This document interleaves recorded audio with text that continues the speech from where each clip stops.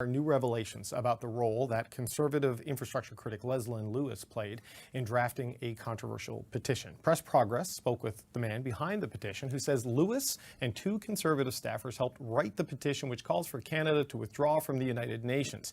He also told Press Progress that the UN wants to enslave humanity and modify DNA to turn humans into different creatures.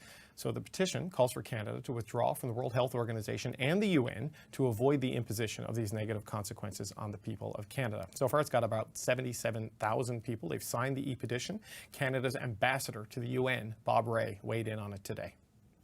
Ever since Sir Robert Borden, who was the Conservative Prime Minister in 1919, signed the Treaty of Versailles, we have been members of the League of Nations and the United Nations. And I can't think of any serious political party that would say that we're not going to be a member of the UN. I don't think that'll withstand the test of scrutiny and common sense. Okay, we requested an interview or comment from the Conservative Leader's Office. We did not hear back, but we're going to continue this conversation with the Power Panel. So, Kate, look, Leslyn Lewis talking about pulling out of the World Health Organization. She did that when she ran for the leadership of the party, but she was a backbench MP now. Now she is a shadow minister. She's part of the government in waiting. Yeah. She's a potential cabinet minister. We've yet to get answers as to whether this is official party policy. Would the Conservative government under Pierre Poilievre pursue this? Right. Or if he finds it acceptable? What do you make of a shadow minister putting this out there? Yeah, there's a couple factors, and obviously this is a little more than necessarily tabling a politician on behalf of your constituents if you were involved in its authorship. So totally get that. I observe and think there is room for a healthy debate about Canada in the UN, the role of the UN, how things are proceeding with the UN. But this is a bit different. And if I'm thinking at a macro level, you know, what could be a potential distraction for the Conservatives at this moment? This is one of those things. You know, you can't open a newspaper without at least considering how Canada is involved in these organizations. And again, I observe a healthy tension and debate happening in the Conservative movement right now on this topic. Some of what's actually penned here, I think, lends itself to a little bit more of the fringe thinking. And I think where Conservatives may have concern is that it distracts from more of those bread and butter domestic affordability issues, which have proven to be really successful for the Conservatives in the last number of months in terms of gaining leverage over the Liberals. So I think, you know, best to kind of put some of these more shiny baubles aside and focus on the big picture. But Michelle, you know, as Kate points out, MPs often just table petitions on behalf of their constituents. This person isn't a constituent of Ms. Lewis, and we find out that there was a collaboration on the writing of it. And in the interview with Press Progress, this man, one of the quotes is talking about the UN. He said, if they get what they want, it would be the elimination of a majority of the population, and those that would remain would be slaves, and they would be repeatedly injected with mRNA injections to change their DNA so they lose your humanity and they are different creatures. I mean, this is full-blown conspiracy theory stuff, and a shadow minister is engaging with it. How do we view this? And, you know, I'm not sure where that standing up for journalistic freedoms and everything of Mr. Poilievre and his office are in terms of responding to this. But, you know, I think that, as Kate said, this is not a good day for them on when this is coming out. They want to be talking about the affordability. They want to be talking about a whole bunch of other issues, and this disrails them from it. And any kind of, you know, popping up on these kinds of issues, you know, gives fodder and gives room for Liberals to be pointing out to Canadians, you know, just to kind of be wary and to take a look. You know, Kate is right. You can always look at what the UN is doing and how they might improve, what their role is in the world, how Canada interacts with them and associates with them. But the thought that we would actually ever secede from that organization that 195 countries in the world are a part of, it's nonsensical to me, and you know, I think that that the Conservatives probably are fastly trying to put together some kind of a talking point to get past this. You know, Matthew, in the conversation about the rebel media issue, you know, and the backing of David Menzies by the opposition leader and his MPs, you made the point that they're reaching out to a certain constituency with this. I mean, is this part of the same continuum here? It seems like it might be.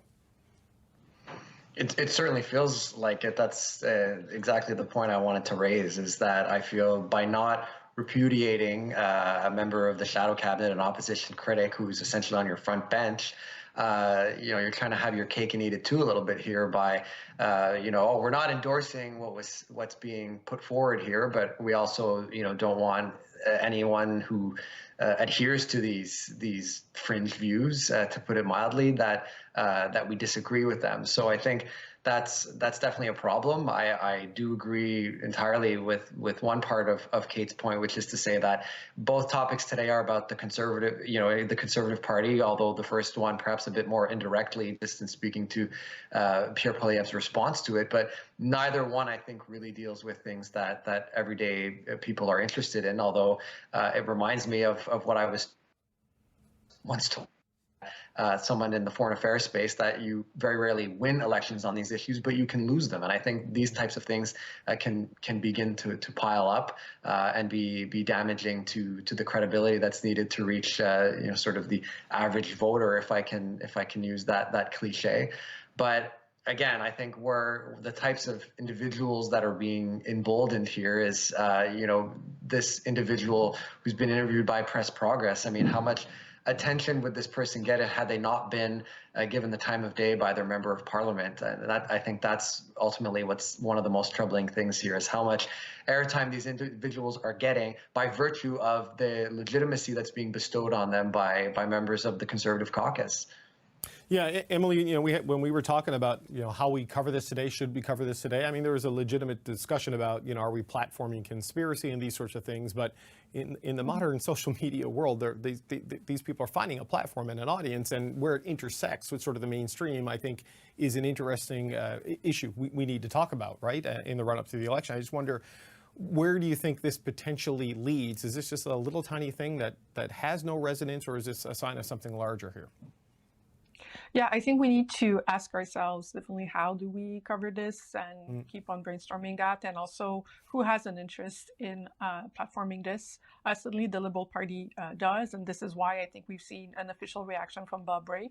Right. Associating this petition with the Conservative Party is something the Liberals are just too happy to do. That's one thing. The second thing I think we need to understand is that it's not about just the UN.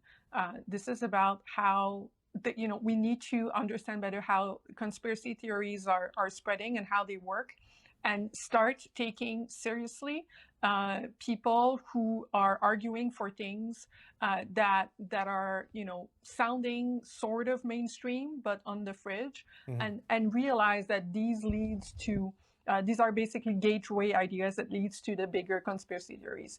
During the pandemic, it was the whole thing about vaccine anxiety. That when you looked at the people behind that, a lot of them had been far right activists and were using vaccines as a way to lead people deeper into their worldview. You see also the same thing going on now with gender, and that's very much the unspoken text in that petition, and that it's about everything about protecting non-binary and trans people, and them seeing that as a way to transform humanity and re-engineer humanity is what they're talking about in that conspiracy theory. And that leads to UN and world domination and whatnot, because that's exactly what every conspiracy theory tends to lead to, some sort of theory about who runs the world and wants to destroy us all. And so I think we need to take that phenomenon seriously, because when you look at the statistics of how many Canadians do believe in some aspects of conspiracy theory, that number is just increasing. And that is something that we need to get accustomed to, and we cannot just pretend that the problem isn't there, and that it's just going to go away magically, while at the same time, if we platform it and give it too much air and oxygen, we're also just going to make it worse. Kate, just as a final point, how big is the constituency for these issues? I know there's some concern with what the People's Party did. Is this an election-changing group of people? No, it's not. And when you're thinking through the really crass kind of political lens of who you recruit to your voter pool by doing something like this and who you don't, I think yes, there is an element of protectionism of that very right flank that was once dominated by Maxime Bernier. Of course, a lot of what the Conservatives have done has been keeping that constituency in mind. And if you look at 2021, it wasn't a non-factor, right? There was a handful of ridings there where really their presence did make a difference.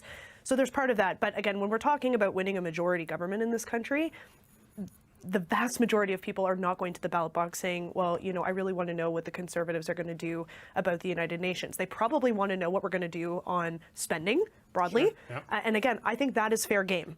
But some of what's kind of being tabled here is, I think, not where the majority of Conservatives might find themselves, and certainly not what is top of mind for voters right now.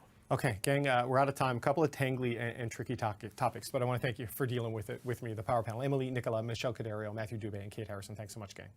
Thank you. Thank you.